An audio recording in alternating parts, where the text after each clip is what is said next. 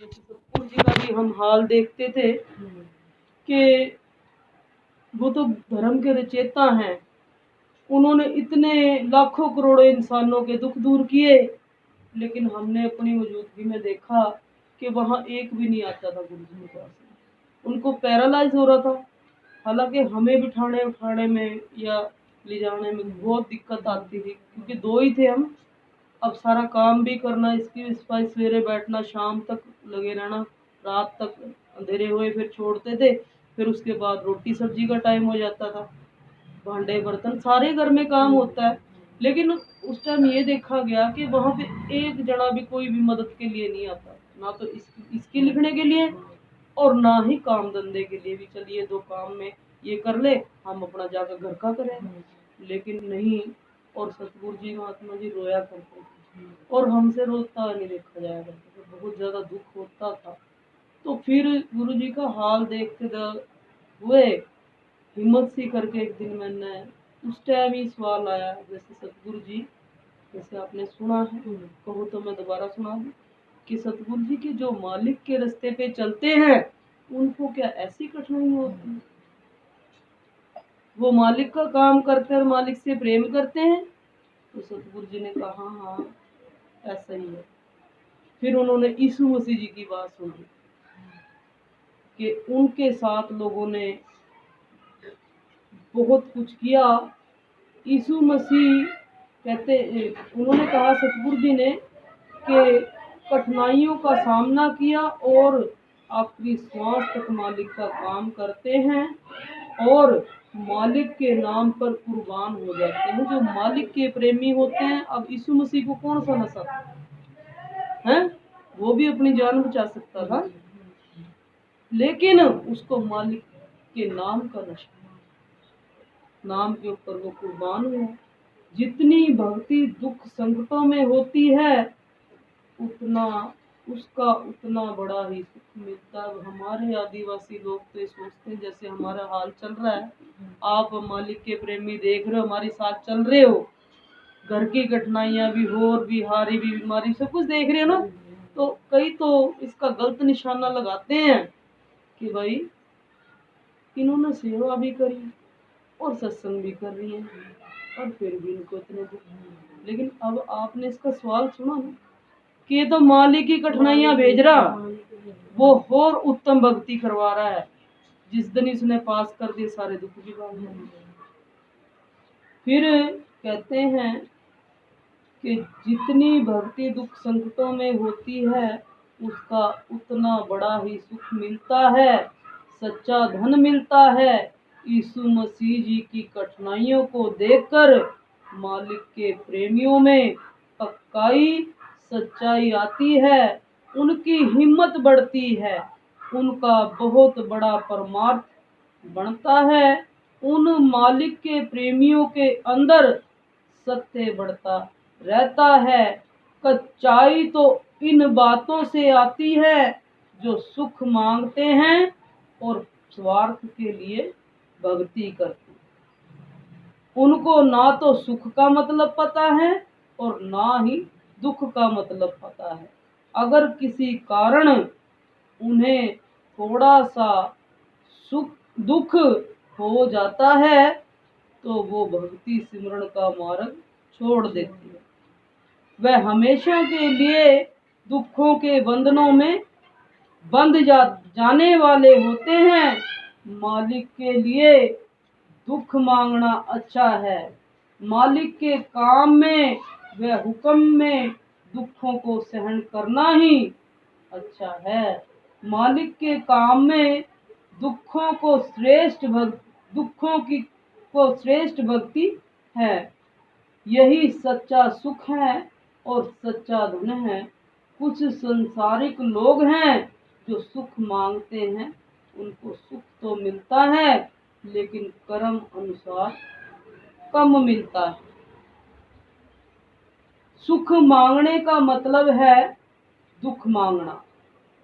जो संसारिक लोग सतगुरु जी को अधरंग की हालत में देखते हैं, देखो वही बात आ गई, अधरंग की हालत में देखते हैं और संदेह करते हैं अज्ञान लोगों को इस बात का पता नहीं है कि सतगुरु जी कौन सा धन कमा रहे हैं। मालिक के प्रेमी दुखों में भी मालिक का काम करते रहते हैं और उनका मालिक से प्रेम कम नहीं होता। लेकिन संसार वाले क्या जाने कि सतगुरु जी कौन सी भक्ति कर रहे हैं, कौन सा धन कमा रहे हैं। संसार वाले सुख और दुख को देखकर ही मालिक के घर का अंदाजा लगा लेते हैं। मगर दुनिया ये नहीं जानती कि दुख से ही श्रेष्ठ भक्ति बनती है, सच्चे धन की प्राप्ति होती है। स्वयं जगत पालनहार रहम कर, रहम कर, रहम कर स्वयं। तो जी वो संसार वालों की बात भी बताई है कि संसार वाले ये देखते हैं। अब वो तो गुरु जी थे, उन्होंने तो धर्म चलाया था, जड़ पूजा का नाश किया, सच्चे नाम की जानकारी दी। लेकिन उन्होंने अपने मालिक से कहा कि मैं तेरे से ऐसा प्रेम करना चाहता हूँ, तेरे प्रेम में ऐसा रहना चाहता हूँ कि जैसे आधा वृक्ष हरा और आधा सूखा। मैं ऐसा दिखना चाहता हूँ, तेरे से ऐसा प्रेम करना चाहता हूँ। लेकिन सतगुरु जी को पता था कि नाम की भारी कमाई कैसे की जाती है। हमारे जैसे तो थोड़ा बहुत दुख आ जाता है, उसमें ही व्याकुल हो जाते हैं, तड़पते हैं, रोते हैं। लेकिन वो तो पूर्ण संत ब्रह्मज्ञानी हुए, उन्होंने ऐसा मांगर मालिक ने उनकी इच्छा पूरी की। उनको अधरंग हुआ, आधा शरीर मारा गया, आधा ठीक था। लेकिन आप संतों ने भी देखा है कि उस अधरंग की अवस्था में भी क्या आखिरी श्वास तक मालिक ने काम नहीं किया। ऐसे मांस टूट टूट के गिरने लग गया था जब उनका देह त्याग हुआ। ऐसे कपड़े भी चिपक जाते, सुनने में मिला में मेरे को भी अभी बीच में सुनने में मिला कि इस तरह हो गया था गुरु जी को लास्ट टाइम में। अरे इस तरह मांस गिरने लग गया था। कितनी भारी भक्ति कमाई है।